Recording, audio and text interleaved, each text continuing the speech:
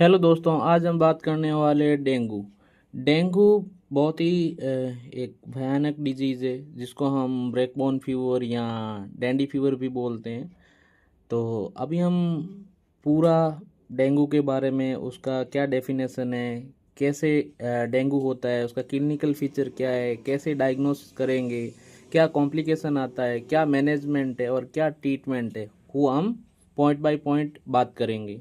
तो हम बात करते हैं कि dengue fever. Dengue fever it is an acute viral infection with diphasic febrile episode, severe headache, myalgia, and morbil foam rash caused by dengue virus यानी टेगो virus या flavi virus.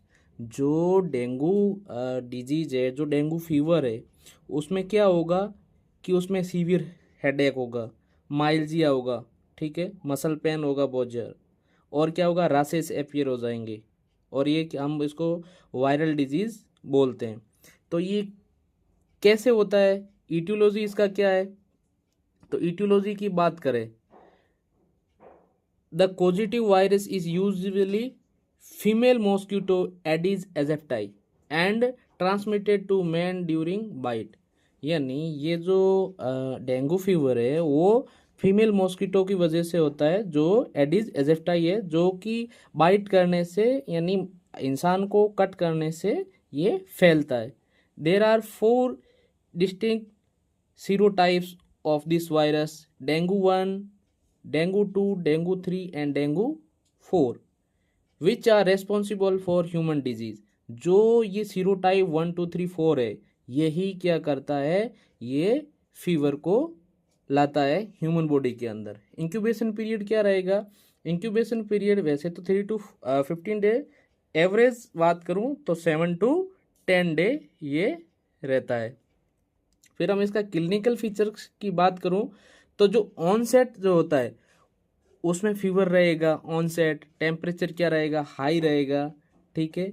Sometime rigor and goes away with sweating, यानी उसका ट्रिंगलिंग sanction होगा, एकदम body vibrate होगी, ठंड लगेगी, पसीना आएगा, ठीक है।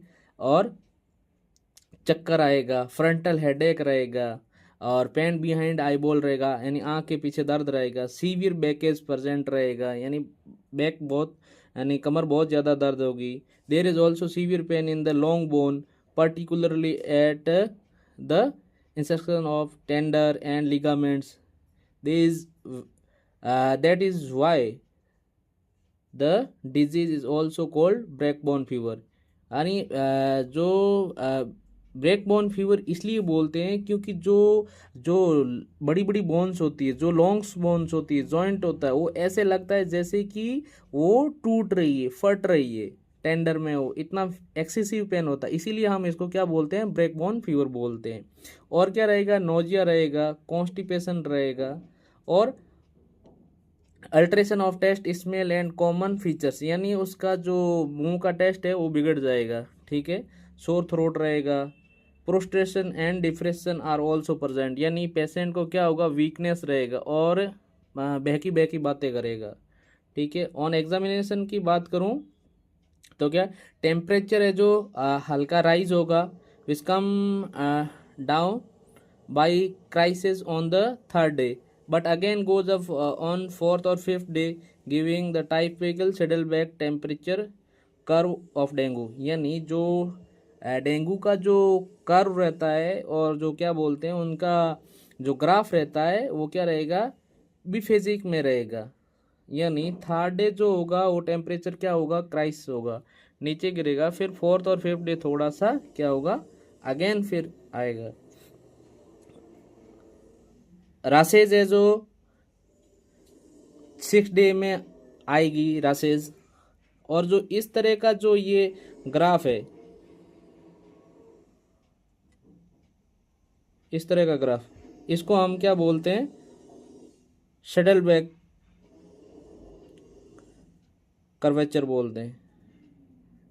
इस तरह फर्स्ट डे इंक्रीज होगा, फिर थर्ड डे क्या होगा, क्राइसिस होगा, यानी डाउन होगा। फिर क्या होगा, 4 to 5 डे हल्का बढ़ेगा, ऐसे होगा। फिर 6 डे क्या होगा, ये रासेस अपेयर होगी, ठीक है। फिर हम नेक्स्ट पॉइंट की बात करें, जो ट्रू रासेज है वो appear on the about the 6th day, ठीक है, with morbilli form measles like rashes appear रहेगी, ठीक है, होल एब्डोमेन में, ट्रंक में और फेसेस में सब जगह रहेगी, ठीक है। और जो रासेज लिस्ट फ्रॉम 2 आवर और सेवरल डे रहेगी, may be followed by desquamation. The rashes may be Scarlett form या मैक्यूलो पॉपुलर रासे रहेगी। जो रासेज होगी वो कैसी होगी, स्कारलेटी फॉर्म रहेगी या मैक्यूलो पॉपुलर टाइप रासेज रहेगी, ठीक है। और रासेज परसेंट इन 50% ऑफ केस में ये रहेगा, इसका क्या है, कैरेक्टरिस्टिक सिम्टम है, ठीक है। और जनरल जो generalised lymphadenopathy particular in the cervical region में कॉमन रहेगा। और अगर 7 पॉइंट की बात करूं, जो पल्स है वो क्या रहेगी, स्लो रिलेटिव ब्रेडिकार्डिया रहेगी। रिलेटिव ब्रेडिकार्डिया का मतलब होता है कि अगर टेम्परेचर राइज होने से जो पल्स रेट है वो क्या होगी, डाउन होगी, ठीक है। उसी को हम क्या बोलते हैं, रिलेटिव ब्रेडिकार्डिया बोलते हैं। और वही अगर रिलेटिव ट्रैकीकार्डिया बोलते हैं तो क्या होगा, टेम्परेचर राइज होने से क्या होगा, जो पल्स रेट है वो क्या होगा, इंक्रीज होगा, उसी को हम क्या बोलते हैं, रिलेटिव ट्रैकीकार्डिया। तो इसमें क्या होगा, रिलेटिव ब्रेडिकार्डिया होगा। एंड और हाइपरटेंशन में बी नोटेड, सॉरी हाइपोटेंशन में भी नोटेड, यानी बीपी उसका क्या होगा, फॉल होगा। और क्या होगा, डिलीरियम, जो मैंने ये ब्लू टिक किया ये इसके क्या है, की फीचर्स है। डिलीरियम रहेगा, यानी बहकी बहकी बातें करेगा।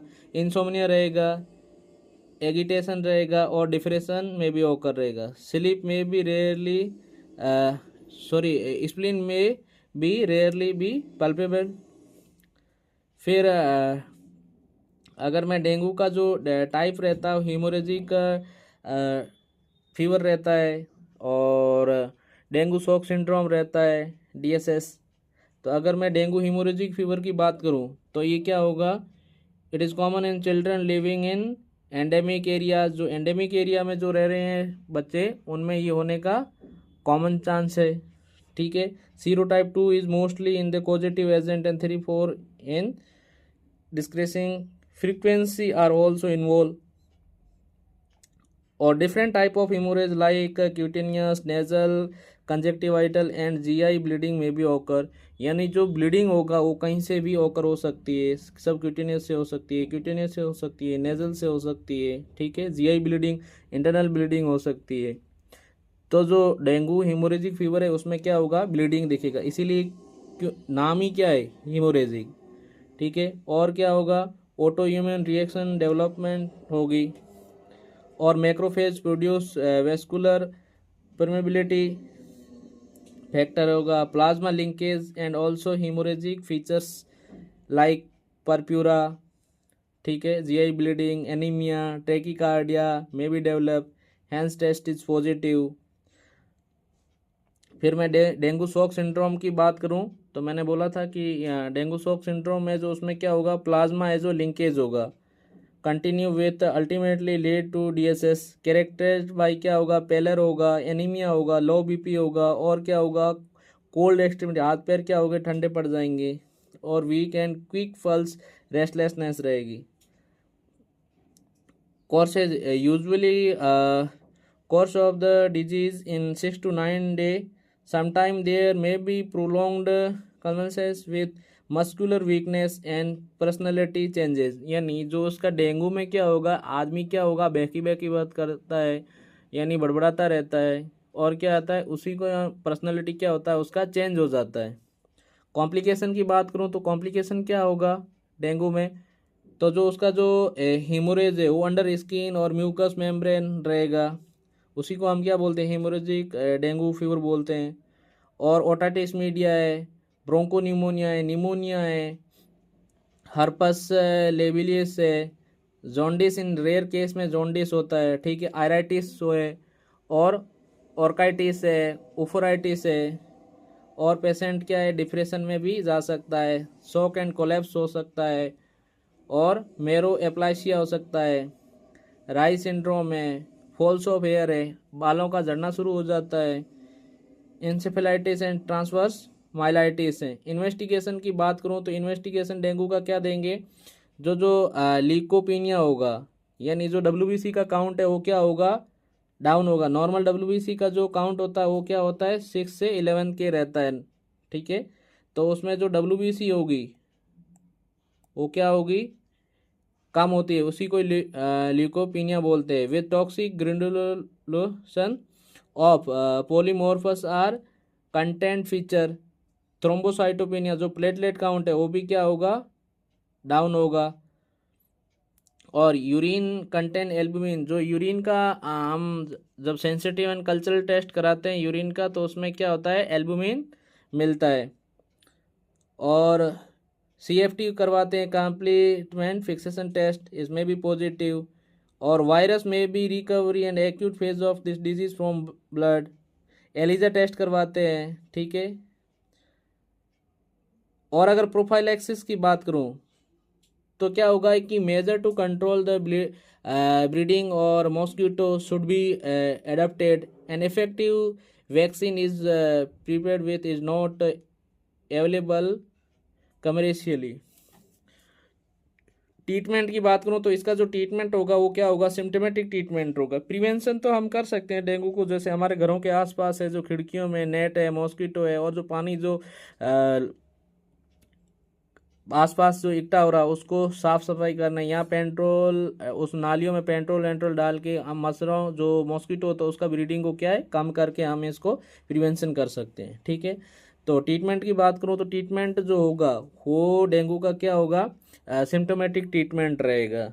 जो भी है, जैसे फीवर है तो उसमें एस्पिरिन दे दिया, पैरासीटामोल दे दिया, मे बी कोज अगर प्लेटलेट कम है तो प्लेटलेट उसको चढ़ा दी, ठीक है। तो उसका जो सिम्टोमेटिक, अगर फ्लूइड लॉस हो गया तो हम उसको क्या हो गए, फ्लूइड जैसे RL NS है, DNS है, तो उसके अकॉर्डिंग हम क्या उसका ट्रीटमेंट करेंगे, सिम्टोमेटिक ट्रीटमेंट। वीडियो अच्छा लगे शेयर करें, और पूरा वीडियो देखने के लिए थैंक यू सो मच। जय हिंद, जय भारत।